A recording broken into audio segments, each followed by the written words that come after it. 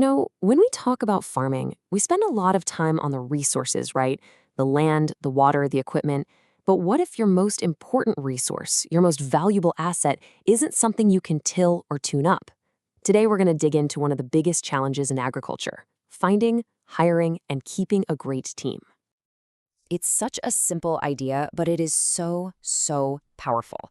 Think about it. The long-term success of your farm or ranch, it doesn't just hinge on a good harvest. It hinges on the people who show up, day in and day out, to make it all happen. They are, without a doubt, your most important resource. Come on, how many times have you heard this? Or, let's be honest, said it yourself. If you have, you are definitely not alone. It's a common frustration for farm and ranch operators everywhere. But why? Why is it so darn tough? Well, there are a couple of big reasons. First, farms are having to get bigger to survive, right? And that means a lot of operations need more hands on deck than just the family. At the exact same time, the overall labor pool is getting smaller.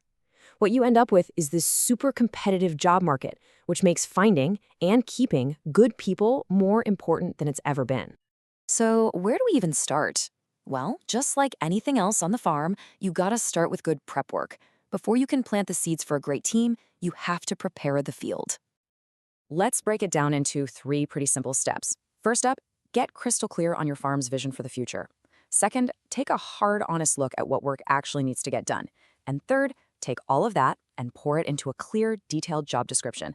This isn't just paperwork, I promise. It's the foundation for everything else. Okay, before you do anything else, you have got to answer this question. And this is a biggie. The answer affects your taxes, your liability, your paperwork, pretty much everything. So what's the difference in the eyes of the IRS? Well, it all boils down to one word: control. An employee, you give them detailed instructions. They use your tools, you train them.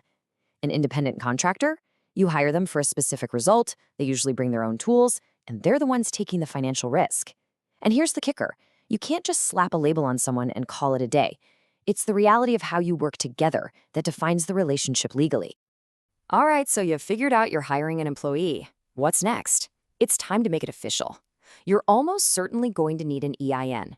Think of it like a social security number, but for your business as an employer. Getting this sorted out early will save you a world of headaches down the road. All right, our field is prepped, our legal ducks are in a row. Now it's time for the fun part. Let's plant some seeds and actually find the right people for the job. Hey, remember that job description we talked about? This is where all that prep work really pays off. A killer job description is your #1 recruiting tool. It's not just a list of chores. It screams, we're professional and we know what we're doing, and that's what attracts serious candidates. So what goes into a good one? You need a few key things: a clear title, a quick summary of the main responsibilities, a list of specific duties, the skills you're actually looking for, and of course, what you're going to pay them. Getting this clear from the get-go means no surprises for you or for them. It's about finding the right fit. Okay, the applications are rolling in, and now it's interview time. This is your chance to really see who might be a good fit for your team. But whoa, hold on. The interview, it's also like walking through a legal minefield if you're not careful. Seriously, you have to tread so carefully here. Any questions about a person's age, their religion, if they're married, if they have a disability, or where they're from, they are completely off limits. They might feel like you're just making small talk, but they can land you in hot water with a discrimination claim. The golden rule: keep your questions focused strictly on their ability to do the job. That's it. But look, finding the right person, that's just planting the seed. If you want a real harvest, you've got to nurture it. That's all about management and keeping your team motivated so that both your employee and your farm can really grow. Your work is not done on hiring day. In a lot of ways, the real work kind of just begins, right? Keeping a great employee means you have to be a great manager. And that really just comes down to clear communication, giving people chances to learn and grow, and offering regular, fair feedback.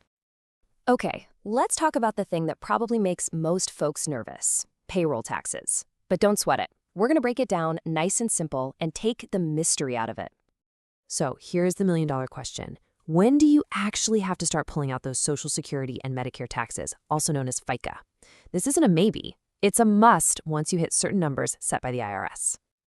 Okay, threshold number 1. It's pretty straightforward. If you pay any single employee cash wages of $150 or more in a calendar year, boom, the FICA withholding requirement is officially triggered for that person.